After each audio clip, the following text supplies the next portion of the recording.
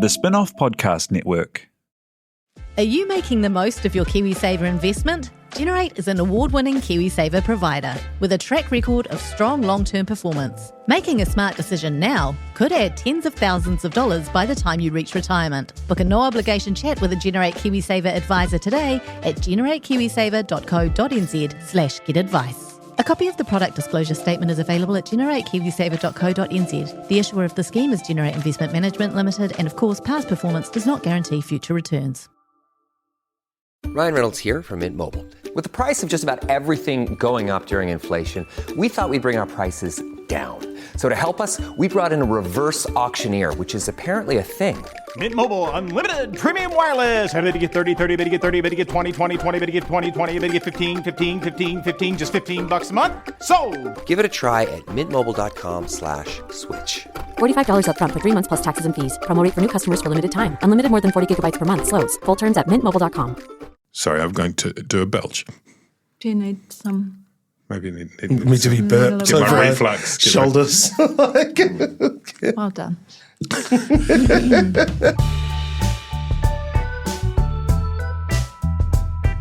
Kia ora tātou, this is Gone by Lunchtime. It's January 25, 2024. A whole new year.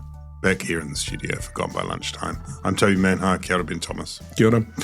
Annabelle Lee-Mather, kia ora. Kia ora. Nice to see you both. Also nice to see Jai Butler. Tēnā koe, who's with us today. Happy New Year, belatedly. Tum to tum. Going to get into things very shortly. First, some administration. Some admin. We are doing a live podcast, which hopefully everyone is alert to, on February the 15th, Thursday the February 15th, as part of a Podfest at Q. That's Q Theatre in centre of Auckland. If you forget to get your partner a Valentine's Day gift. Oh yeah, that's true. It's the perfect, How perfect thoughtful. makeup Yes. thing is to come and see our podcast. To Gone by Super Lunchtime. romantic. Yeah. That's Oh no, baby, I did get you I got you tickets to the special Gone by Lunchtime show tomorrow. Is But I that didn't want to thing ruin you the listen surprise. to when you're wandering around the kitchen? I'd be thrilled. Get this as well. You can get tickets at Q Theatre. I realise that we will be, this is quite terrifying, potentially. We'll be, on that live podcast, we'll be celebrating our 8th birthday. 8 years have gone by lunchtime. Wow. It's quite a long time. Wow, still as fresh and entertaining and novel as ever. I mean, we, 8 years ago, invented podcasting. It was the first podcast. Not many people know that. Yeah. More admin. We ran recently a crowdfunding campaign for a series that is going to be running on the spin-off in the year to come called What's Eating Aotearoa. One of the reward levels was if you contributed a certain amount, you got a shout-out on Gone by Lunchtime podcast, which is cool. And a handful of people paid their money for that particular privilege. They were offered the opportunity of either being praised or denounced. Everyone chose praise, which is good, which is fine. Yeah. Was there a higher tier whereby you would be praised but people wouldn't know it was because you gave Toby money? Oh, no, that's your business, Ben. That's not how we do it here. So, Carol Green. Shout out to Carol Green. Thank you, Carol Green. I've got Claire written here. They're just Claire. There are lots of great Claires around. I don't think you didn't Claires praise, are good. You didn't There are praise Carol. Oh, I love Carol Green. You're amazing. Yeah. Claire. Number one Carol. Just Claire alone. I don't know. It could be. There's so many good Claires around, aren't there? Not Lots as good of as that Claires. one. But not as Not good Not as as good that as this Claire. particular Claire. She's the creme de la creme the of clearest Claires. of all the Claires. Felicity Letcher, the exquisite Felicity Letcher. Thank you, Felicity. Ange Wadsworth. I would like to Love praise her. Ange. Yeah, She's you're always amazing. going on Honestly, about every her. time we catch Sometimes up. too much. And Courtney Johnston. Oh, is that Friend that's of our the friend pod. Courtney? Friend of the pod. Yeah. Fantastic, Courtney Johnson. Praise her even if she didn't. Well, we'll praise all of these people if they didn't. It's not about the money. It's never about the money. No, from now on, if she stops. It's about the mana. If the tap turns off, that's it for Courtney. That's right. It's just harsh, unrelenting criticism. And Marie Elliott Jones and her high-quality children, Edie and Morris. So Top-notch children. Peewadi. terrific, Marie, terrific children. Finally, not a contributor, but over the holidays, my friend Kerry Ann texted me that she was on holiday with another family, and the 11-year-old Freddie was a very keen fan of Gone by Lunchtime. Listens to every episode, so I just wanted to shout out Freddie. Shout out Freddie. Shout out Freddie. The future of Aotearoa is secure. in the Send hands Kerry of Ann an Yeah. invoice. Freddie. Yeah. Ben won't let you vote, but And last thing before we get into it, we just want to acknowledge the passing of Selwyn Motu, fantastic contributor to New Zealand culture. Kia ora, Selwyn. All right. Let's talk about the three-headed taniwha. We've had an extra sort of event. There's always Rātana and Waitangi are the sort of kind of, part of the Quote-unquote, the opening Māori political rhythm calendar. of the political year. The political year as a whole, it's got, it's sort of, you sort of know things gear up in politics generally, in Māori politics specifically. Traditionally in New Zealand, we have the situation where real politics starts after Parliament sits, and you have the kind of warm-ups. We just do Māori politics to begin with. It's kind of like a pre-season game for the league. Still a bit of fun. You just have a bit of a run around. We're only loosen up. sort of four minutes in, and Ben's already cancelled himself. You just gotta loosen up. No, I'm making a stinging criticism of the way that we've previously regarded Māori issues. I probably see. until the last sort of, I would say, decade and a half in New Zealand politics, where it's almost been sort of partitioned off at the beginning. So that you go to Rātana, you go to Waitangi, and then you're like, done and dusted. Now let's let's get on to arguing about ministerial car expenses and all the important stuff. Okay, I'm glad we clarified that heavy dollop of irony involved there. beautiful. This year, Annabelle, Yes. we had a third kind of installed when Kiingitanga hosted Hui Motu. Between 10 and 12,000 people reported to have been there the weekend before last, Ngaruahia, at Tūrangawai Marae. And it was put together in response to a range of measures that are being introduced in the new coalition government. To talk about it, Christopher Luxon said that it wasn't about the government, it was about a range of topics, said Christopher Luxon, who's been also insisting, which I like quite a lot, he's been talking about aeration of issues a lot lately. He likes the aeration of issues. So it's going to be a big year for aeration. That event, Ngaruahia, Annabelle, was quite an impressive turnout. People seemed to come away from it. I don't know if you were there. I wasn't there. Were you there? Yeah. Can you give us a rundown on the event? Also, maybe like a quick Coles notes on Kiingitanga and where that sits within Te Ao Māori? So the Kiingitanga is a political movement that was, established in response to, the growing tensions between Māori and the Crown and conflict and all of that sort of stuff. And as a result, it's probably one of the most enduring political institutions in Aotearoa. Over the weekend, they hosted a hui to discuss a cohesive response by Māori to the proposed legislation regarding the Act's treaty bill and the reterming of the principles, rephrasing, rewriting, reinterpretation of the treaty. Minor edits. Minor edits. treaty principles, along with a whole lot of other issues around, what Māori see as the minimisation of te reo Māori by this government, so on and so forth. There was about 10 to 12,000 people, which exceeded even the expectations of the haukainga.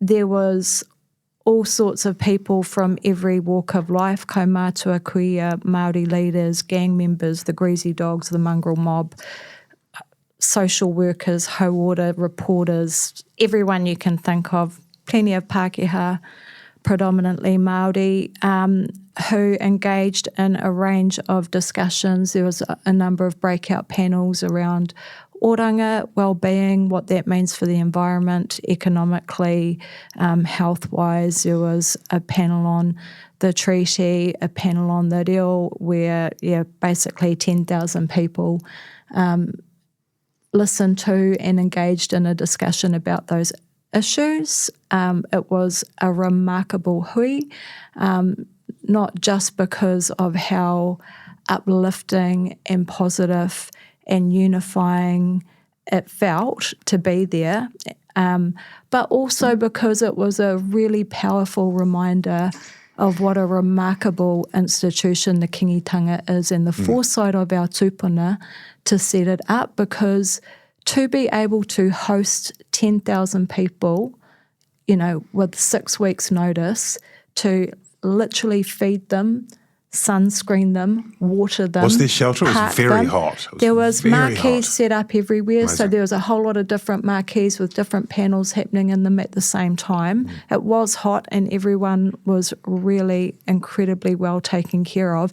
And the power of the Kiingitanga is really that there is this amazing ope workforce rōpū that sits behind it, people that will come at a drop of a hat to serve that movement, to park people, clear the rubbish, feed people, all in honour of the Kiingitanga.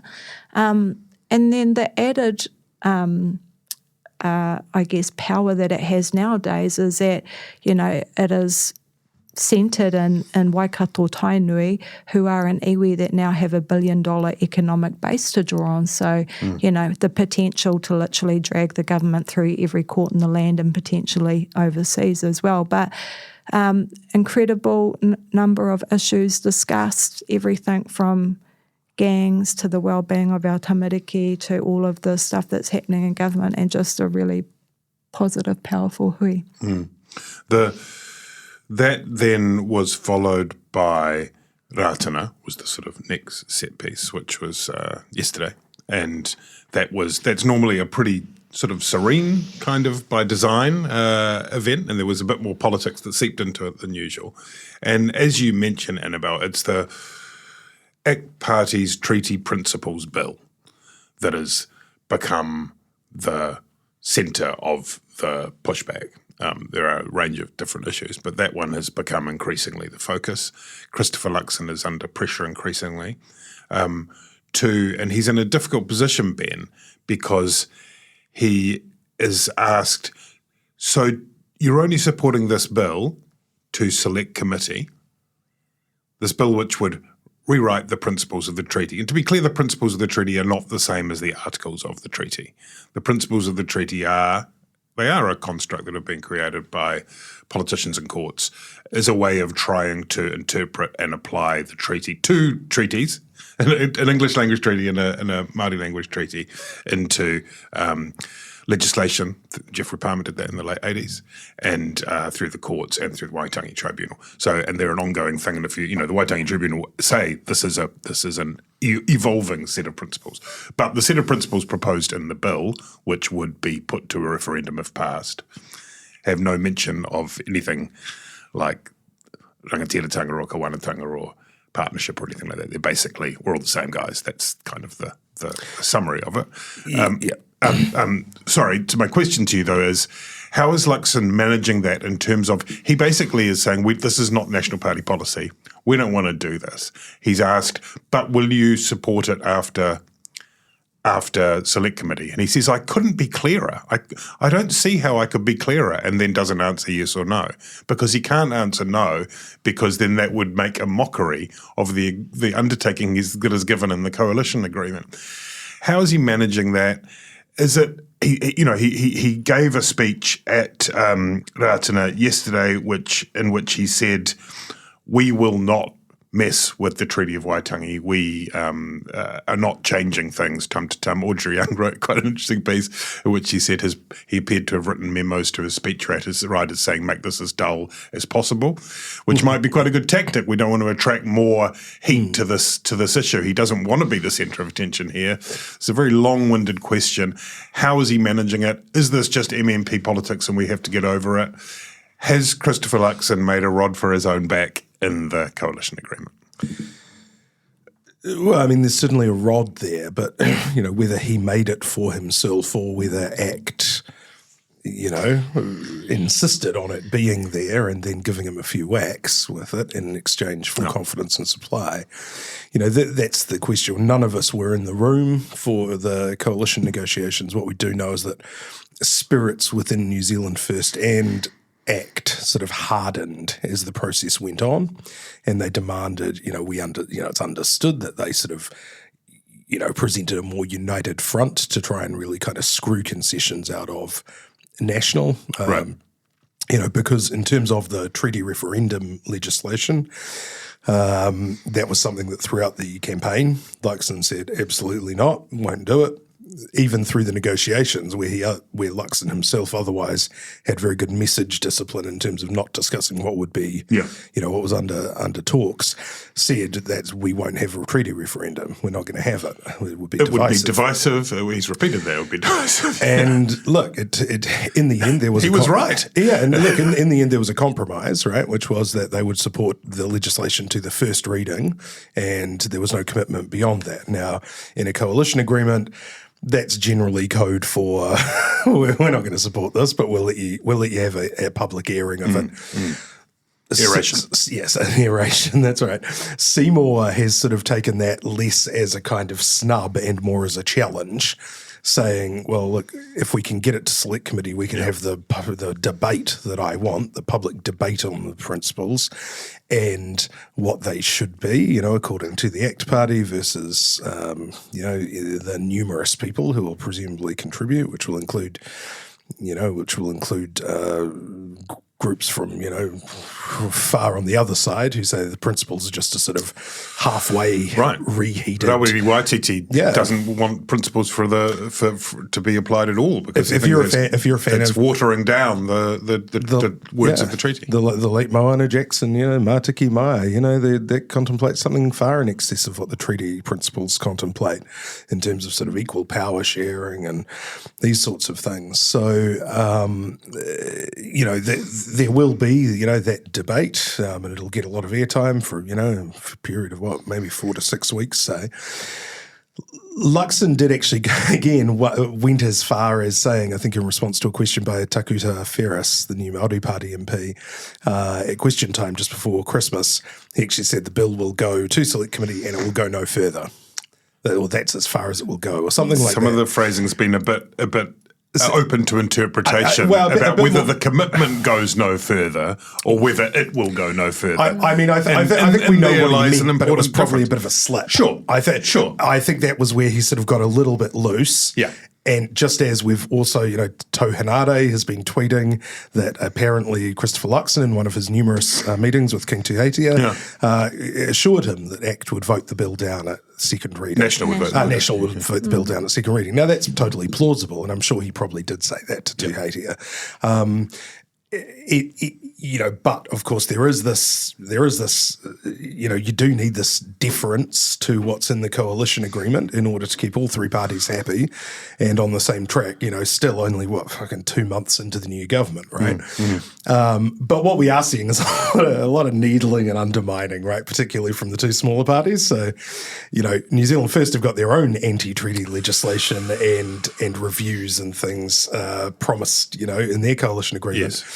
So they've come out much more openly. Shane Jones said, we're not going to support it past the first reading in terms of ACT's policy. But then he walked it back. Yeah. Because he realised he probably got the hard word from the chief. He got a call from the chief of staff saying, but also, hey, come on, look. But also New Zealand First position, and the espoused position by Shane Jones and Winston Peters is that the Waitangi Tribunal needs a good dressing down. Yeah, but they've got their own review for that, right? Right, but that's the treaty principles that underpin the operations of much of the tribunal, right? It underpins some of the decision making by the tribunal. I think that's what they've latched onto, is what I'm saying. Is this is a way that we can have a go at the tribunal. That's part of it. But I mean, the other stuff that Jones is looking at, and he's talked about this for a long time in terms of the tribunal, are things like its jurisdiction.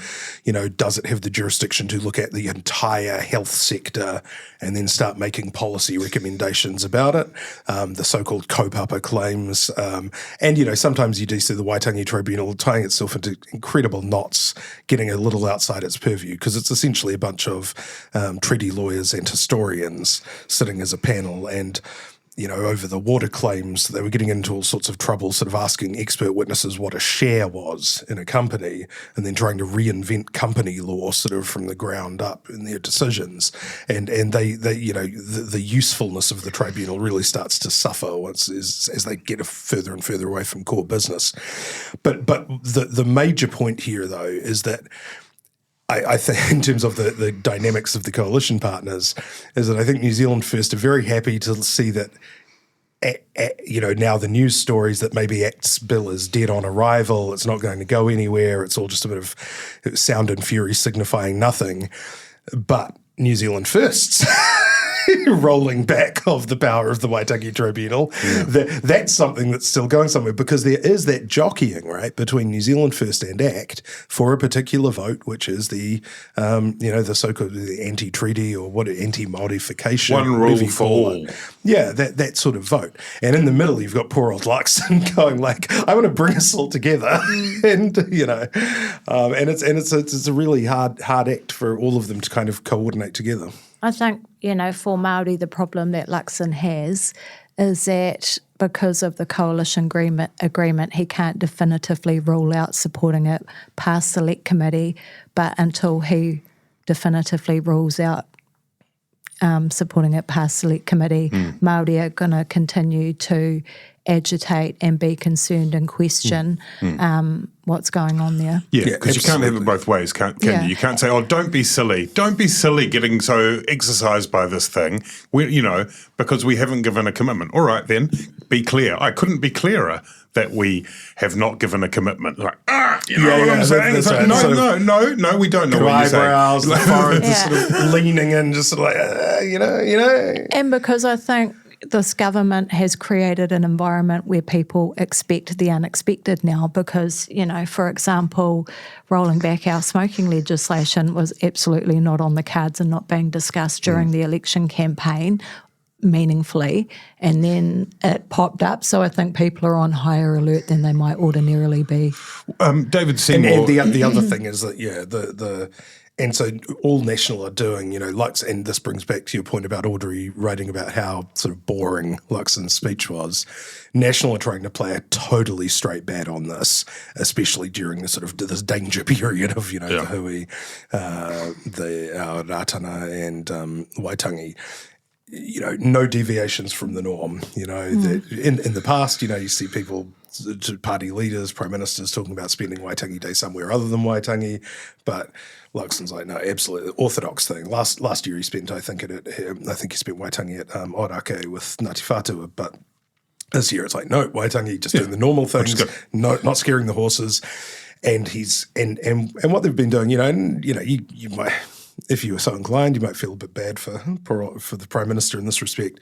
They've made a couple of announcements since becoming government, which are very close to what Luxon was talking about on the campaign trail in terms of empowering Māori on the front line. So there's a $50 million boost for Māori immunisation before Christmas, which is going to go directly to whānau ora providers and frontline iwi and Māori health providers.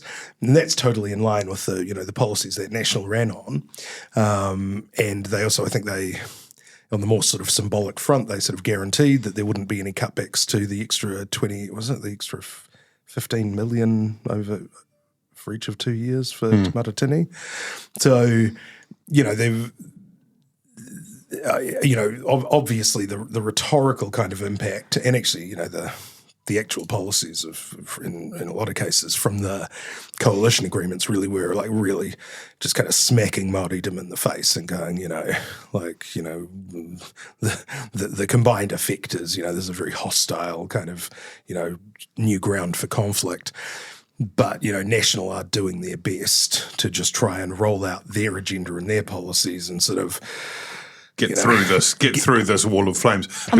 Some would say that, the injustice of it is that Luxon and National, in the weekend at the Huia Motu, Tama Pōtaka and Dan Bidwa are the ones that are having to front up and defend a policy that's not theirs. No. And the party who has instigated this debate is, having long called for a debate on these issues, is not fronting up at any of the hui where the debate or the discussion is happening. You mean David Seymour? To be clear. I mean David, exactly. I do mean David Seymour. The other thing I just wanted to quickly touch on about Huia Motu is one of the other really compelling things that happened at Huia Motu is you guys and our listeners might recall that Ngāti Whātua Ōrākei and Waikato have had a very rough couple of years relationship-wise because of over treaty issues and cross-claims in the Auckland region. At Huia Motu, Ngāti Whātua came, a number of their rangatira were there. One of their key rangatira wahine was running one of the tents and facilitating one of the hui. So it was a really powerful message of unity that came from those two iwi as well, who have been able to put aside their differences to come together and discuss these issues. So I think a lot of people were really impressed by that as well, and it shows how seriously they're taking what's going down.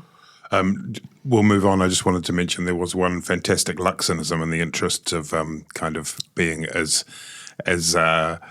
straight and pushing things on. He said that he was happy with the dissent that appeared, and he embraced the debate, all the irrational and stuff. And he said, and I quote, "That's part of the process of being part of the process," which I thought summed up a lot. I love that. I'm Toby Manhire, and this is Juggernaut, the story of the fourth Labour government, a podcast in 6 parts. Doesn't give my opponents much time to run up to an election, does it? This nation is at risk. What do you think you're up to now, you perverted little liar? I could smell the uranium on it as you lean towards it. There's a radical overhaul in the history of New Zealand's administration. Juggernaut, the story of the fourth Labour government, made with the support of New Zealand On Air. Listen now on The Spin-Off or wherever you get your podcasts. Are you curious about how business can be better? I'm Simon Pound, and I host Business is Boring, a podcast where I kōrero with some of the most interesting people in entrepreneurship, commerce, and making things happen. Tune in to Business is Boring every Tuesday, brought to you by the Spin-Off Podcast Network in partnership with Spark Business Lab. Let's talk about the deployment of 6 New Zealand NZDF personnel are being deployed to the Red Sea. It was announced on Monday afternoon after the first cabinet meeting of the year, and we had a slightly awkward lineup in the Beehive Theaterette of Christopher Luxon, Winston Peters, the Deputy Prime Minister and Foreign Minister, and Judith Collins, who's the Defence Minister. It was kind of, apart from the very seriousness of the occasion, I sort of had a moment of thinking, who would have thought that you would have those 3 together on a stage? The gang's several years ago. It's kind of amazing to behold. But very serious matter.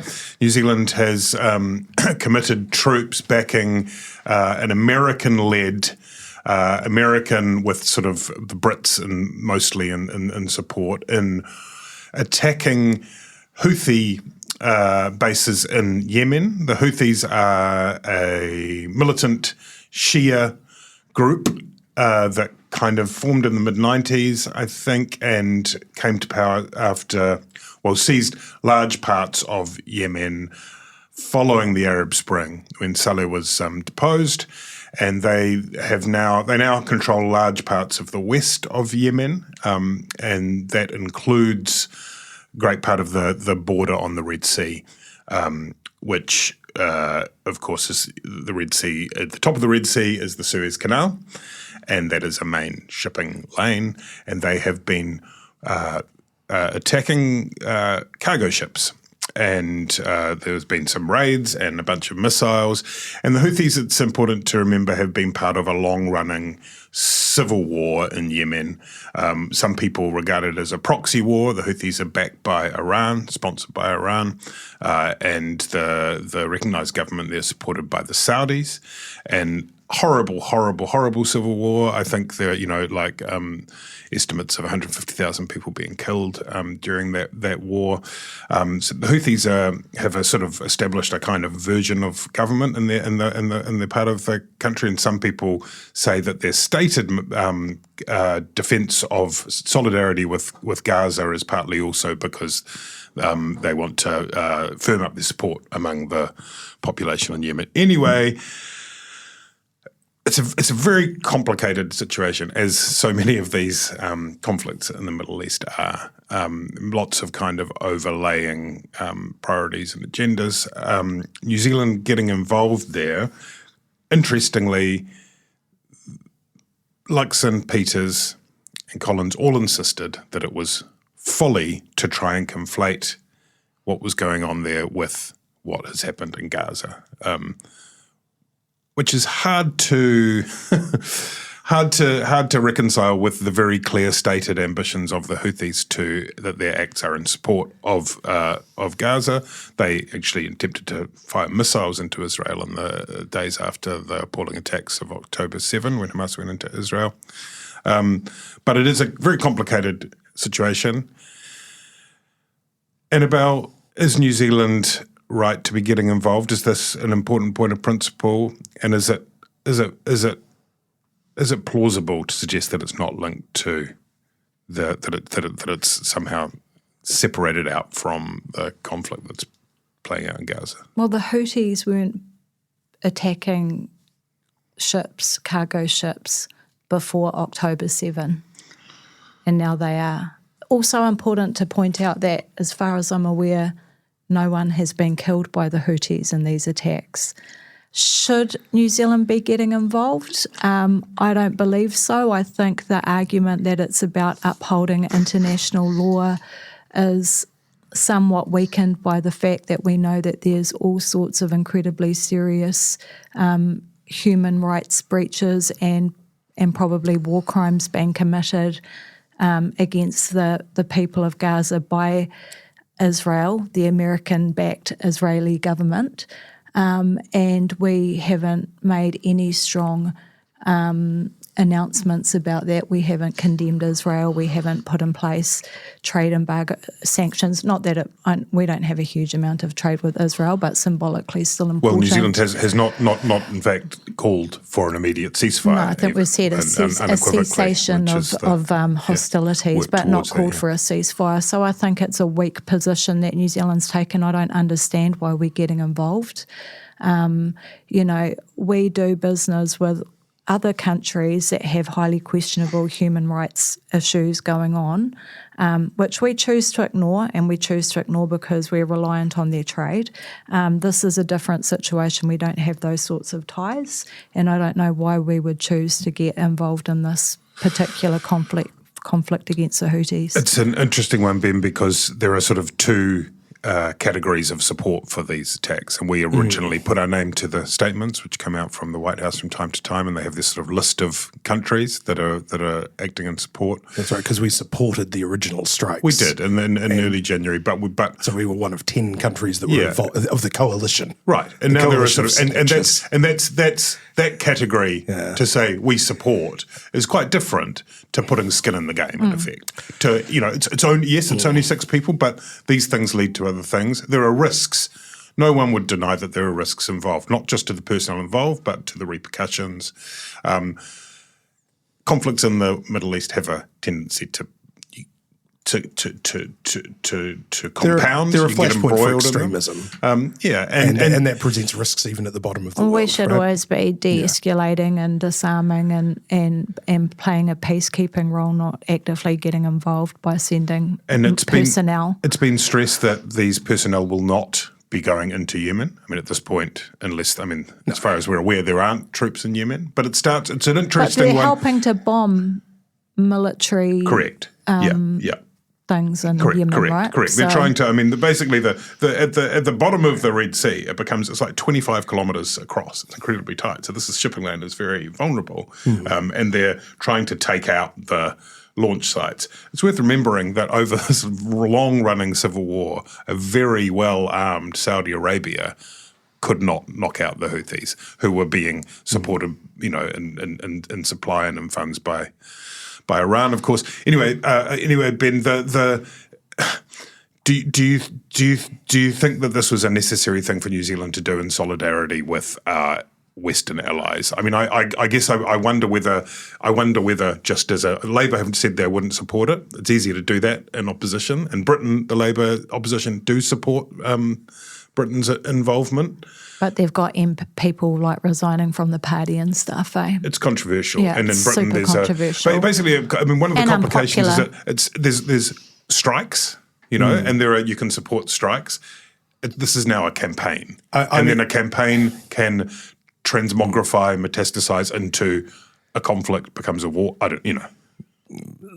mean, at a very basic level, New Zealand does have, fundamental interests in secure and safe shipping routes around the world. We're a trading nation, and I'm not quite sure what our direct exposure in the Suez Canal is, but we have an interest in that kind of order. We can't enforce that in Southeast Asia.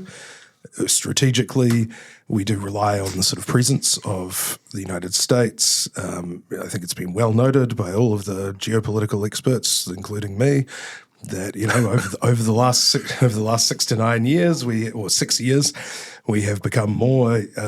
We've had more of a dual foreign policy, where strategically we have been sort of getting closer and closer back to the United States, and running that kind of tightrope with how does that impact on our economic sort of intertwining with China. And that certainly seems to be Winston Peters' priority. Yeah, that's right. And look, I think that, at a very basic level, when you become, strategically aligned, quote unquote, with your partners, there is an expectation that you contribute. We're never expected to contribute, on a per capita basis or an equal basis, certainly. But there is an expectation that, you get some skin in the game. Are our 6 men absolutely necessary for this effort? I'm not a military expert, but I suspect not.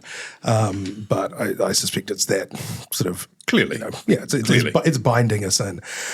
Now, in a logical sense, is this related to stopping, what could, very arguably could be called a genocide in Gaza? The ICJ is considering that question at this moment. Yeah. I mean, logically, no. Viva South Africa. The Houthis have not succeeded in de-escalating the conflict in Israel with their own activities in the Red Sea.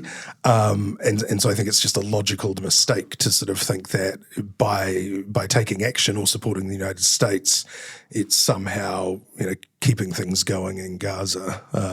I don't think the suggestion is that. I think it's, if anything, it's the inverse, which is that the Houthis are quite interested in expanding the conflict into a region-wide conflict that's already spilled over into Lebanon and Syria. And so I think that Iran started bombing I think people. the fallacy is to suggest that what is going on in Yemen is somehow isolated from what's going on in Gaza, because it isn't. And so the risk of a risk of things spilling into a wider regional conflict, it is clearly linked to what's going on in Gaza.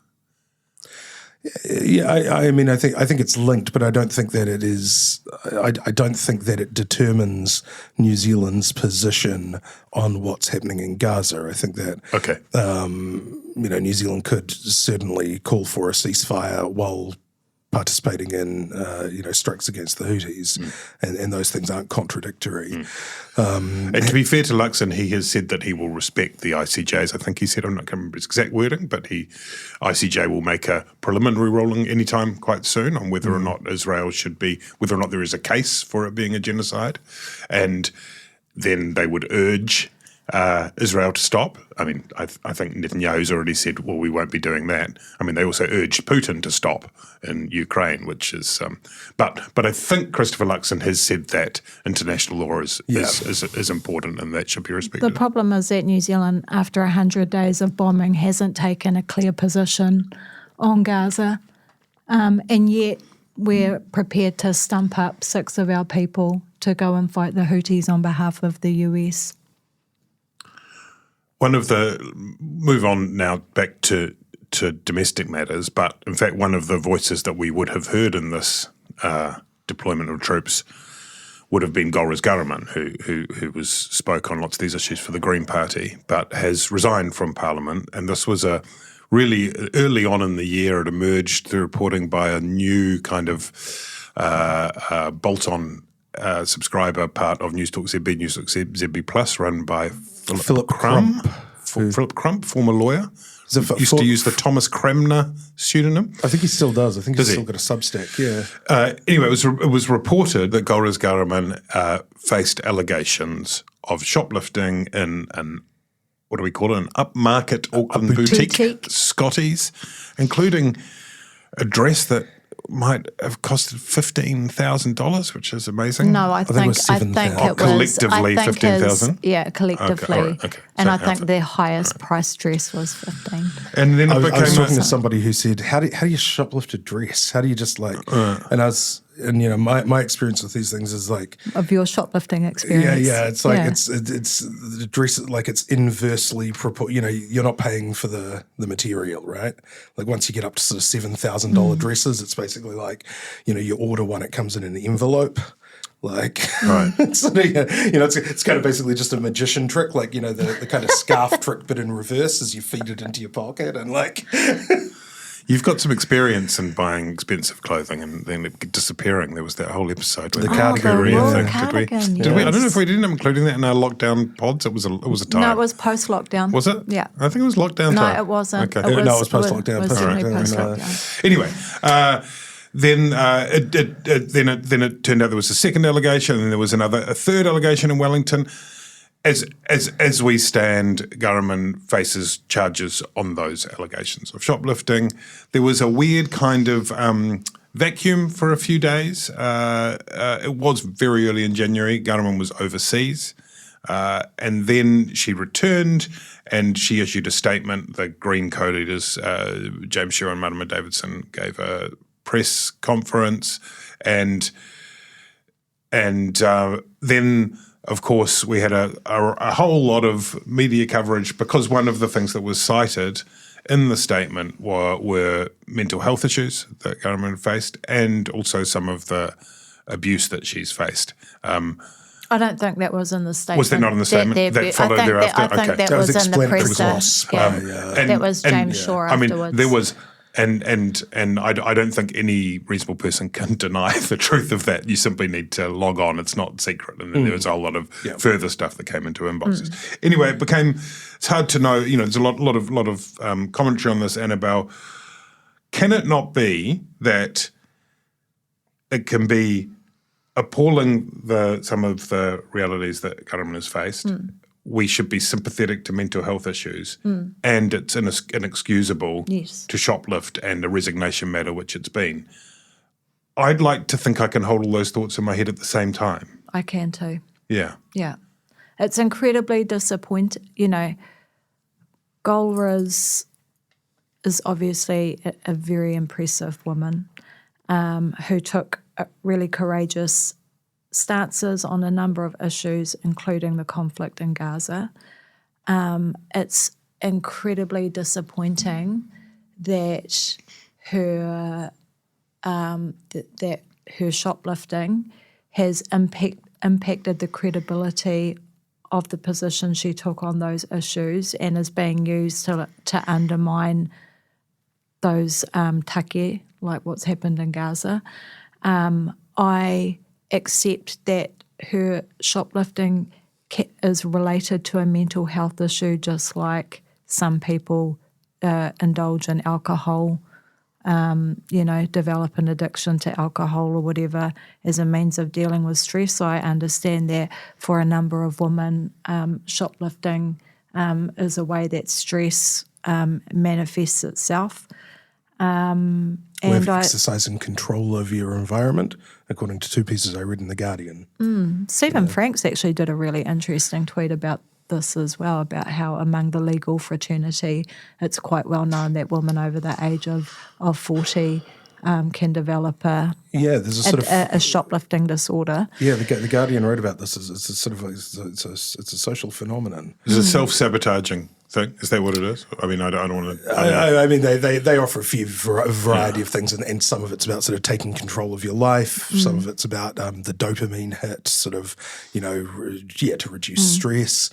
Some of it's just sort of inexplicable compulsive behaviour, and then they talk about how kleptomania might even be more widespread than we think, because in the same way as sort of, it's hard to sometimes figure out the difference between drowning and suicide stats.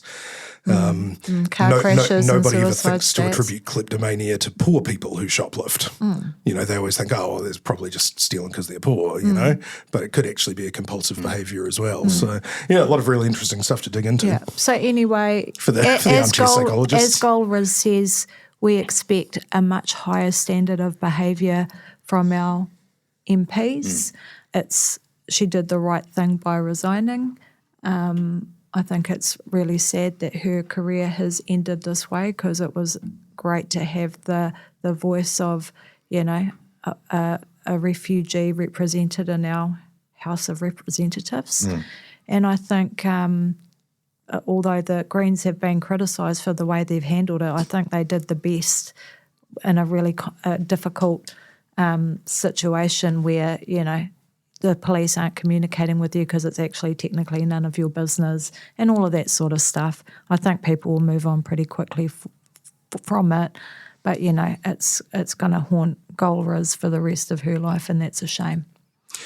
Yeah, look, I think I think the criticism of the Greens and the leadership has been pretty unfounded. Very difficult position to be notified of this sort of between Christmas and New Year's. The MP's about to leave the country. In these positions, you actually, it's not the same as an errant minister where the Prime Minister can just sack them from their warrant and then let nature take its course. Yeah. You actually don't, apart from invoking the extraordinarily complex and largely unsuccessful waka jumping legislation, which is sort of years-long process, if an MP is not ready to retire or to leave, you can't make them.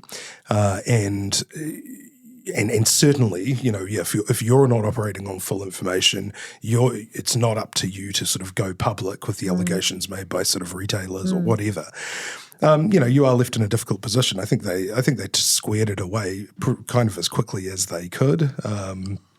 Obviously, by the end of it, at least Ghahraman and the leadership were on the same page and did exactly what they needed to do. Look, in terms of its impact on her future, these things don't have to be the end. Defining, right? yeah. But the public aren't stupid, and they can distinguish between, really morally reprehensible things that people do in office which lead to the end of their careers, and things that simply just necessitate you having to go. Yeah. I think so what actually is more important is what you do from there. How you sort absolutely. of how you kind of take steps. Becoming a bit of a public role model is often part of that. I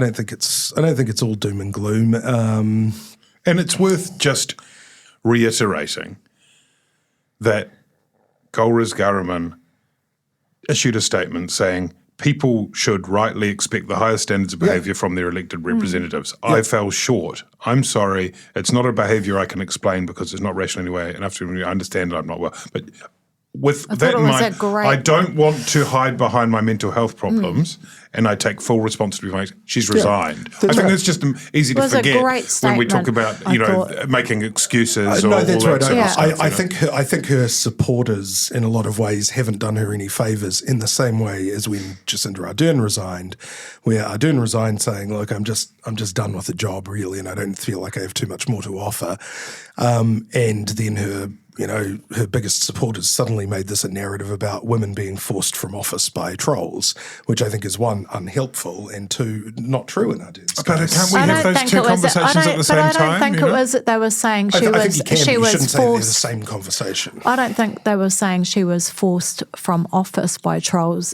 They were saying that unrelenting abuse and threats of sexual, physical violence against her created, meant that she affected her mental health, which then caused her to engage in behaviours that, as she said, are not rational and ordinary and not okay for an MP to be doing.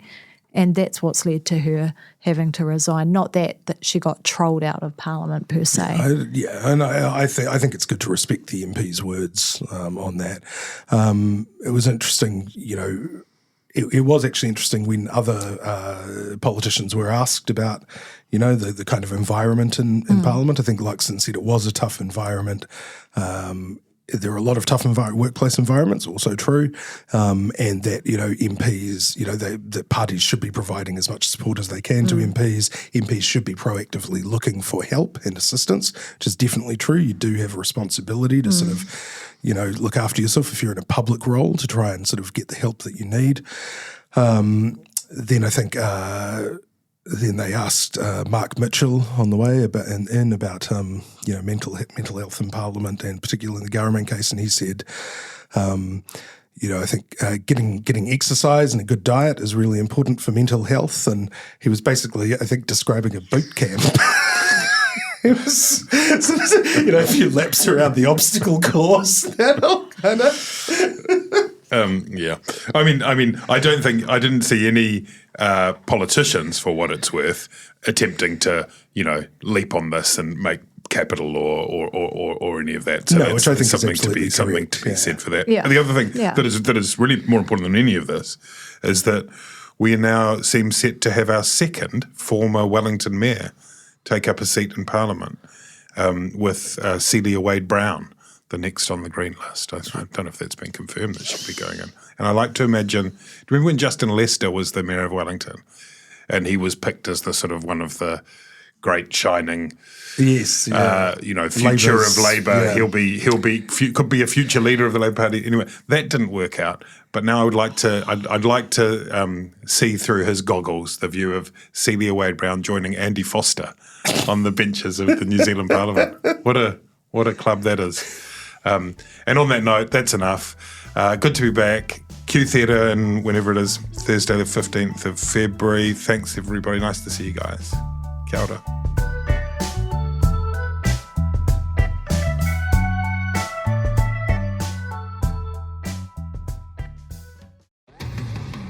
Do you find it hard staying optimistic with all the financial news in the media? I'm Bernard Hickey, and on my podcast, When the Facts Change, I'm here to help you navigate the ever-changing landscape of economics in Aotearoa. So join the conversation every Friday on When the Facts Change, brought to you by the Spin-Off Podcast Network in partnership with KiwiBet. Kia ora e te iwi, Te Aihe Butler here, podcast manager at The Spin-Off. If you enjoy listening to our podcasts, consider supporting our mahi by signing up to become a Spin-Off member at thespinoff.co.nz/donate. The Spin-Off Podcast Network.